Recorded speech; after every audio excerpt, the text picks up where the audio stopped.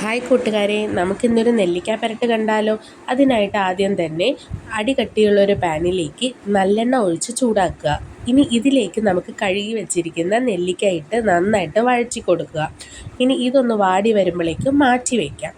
ഇനി ഇതേ പാനിലേക്ക് തന്നെ ഇതേ എണ്ണയിലോട്ട് നമ്മളിനി 3 വറ്റൽമുളക്, 1 ടീസ്പൂൺ കടുക്, 1 ടീസ്പൂൺ ഉലുവ എന്നിവ ഇട്ട് പൊട്ടിച്ചെടുക്കുക. ഇതിൻ്റെ ഒപ്പം തന്നെ നമുക്കിനി ഒരു തണ്ട് കറിവേപ്പിലയും കൂടെ ഇട്ട് പൊട്ടിച്ചെടുക്കണം. ഇതൊന്ന് പൊട്ടി വരുമ്പോഴേക്കും നമുക്ക് ഇനി ചേർക്കാൻ പോകുന്നത് ഇതിലേക്ക് ഇഞ്ചി വെളുത്തുള്ളി ചതച്ചതാണ്. അതും കൂടി ഇട്ട് നന്നായിട്ട് മൂപ്പിച്ചെടുക്കുക.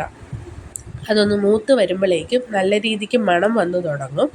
എന്നിട്ട് നമുക്കിതിലേക്ക് പൊടികളൊക്കെ ആഡ് ചെയ്യാം. ഇനി നമ്മളിവിടെ ചേർക്കുന്നത് മഞ്ഞൾപ്പൊടി, മുളക് പൊടി, കായപ്പൊടി, ഉപ്പ് ഇത്രയും കൂടി ഇട്ടിട്ട് അതിൻ്റെ പച്ചമണം മാറുന്നത് വരെ നമുക്ക് നല്ല രീതിക്ക് ഇതിനെ വഴറ്റി കൊടുക്കണം.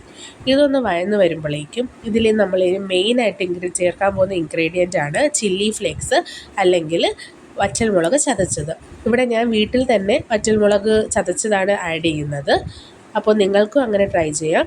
അപ്പോൾ അതും ഇതിലേക്ക് ആഡ് ചെയ്തിട്ട് നന്നായിട്ട് വഴറ്റി കൊടുക്കുക. ഇപ്പോൾ നമ്മുടെ മസാല ഇവിടെ റെഡി ആയിട്ടുണ്ട്. ഇനി ഈ മസാലയിലേക്ക് നമ്മൾ നേരത്തെ വാടി വന്ന നെല്ലിക്കയും കൂടി ആഡ് ചെയ്ത് വീണ്ടും വഴറ്റി കൊടുക്കുക. ഇതൊരു 2 മിനിറ്റോളം വഴറ്റി കഴിഞ്ഞാൽ നമ്മുടെ നെല്ലിക്ക പെരട്ട് ഇവിടെ റെഡി ആയിട്ടുണ്ട്.